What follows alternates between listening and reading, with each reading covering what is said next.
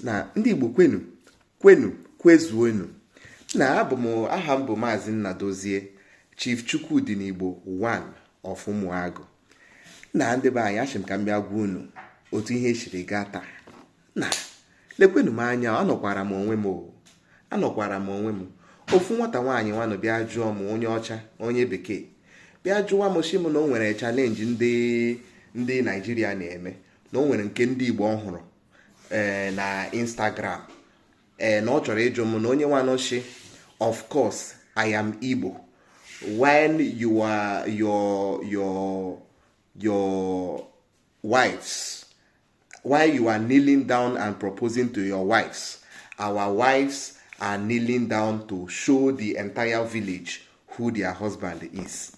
Ọjụwanụ m maọbụ eziokwu ha na nshin ya na ọ bụ omenala ndị Igbo ka ọ bụ na ndị Igbo na nwaanyị ga-ehudata ala, busi ikpere n'ala, bunye di ya mmanya iji wee gosi ji ọha niile onye bụ di ya. Na ọ bụ omenala Igbo ka ọ bụ.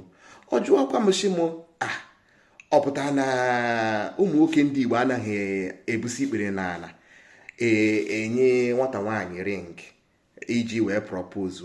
Nshi ya na ọ bụghị omenala ndị Igbo ka ọ bụ ịgbanye mmadụ ring, na ibusi ikpere n'ala gbanye nwaanyị ring. In fact, nchewekwu ya sef nsizie ka m bịa jụọ unu, ụmụ nwoke ndị Igbo ha na-ebusi ikpere n'ala emere nwunye ha ihe ọbụla?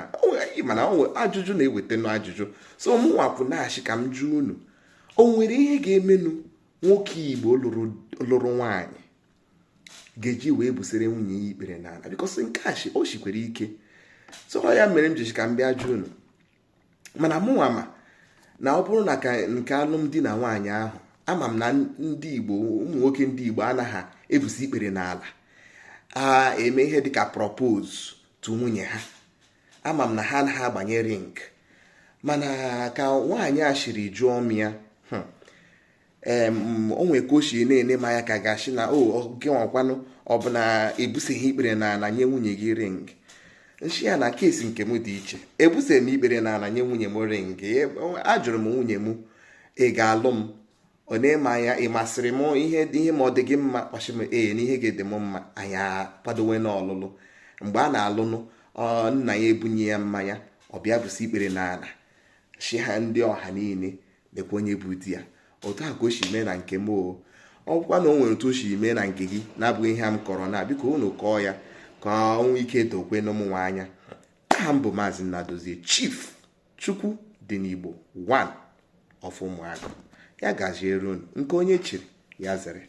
Ọ bụrụ na nke a bụ izizi gị ịhụ ihe onyonyo m, biko gaanụ na Maazị Nnadozie na YouTube ka unu soro m tụnyekwe n'aka na-atụsịsị na ozi ọma niile m ga na-ewetara unu ihe ojii kwamgbe mgbe niile. M nụtakwa ihe ọnwụ ga-anụtakwa mbịakwa gwa unu ka o si agaga.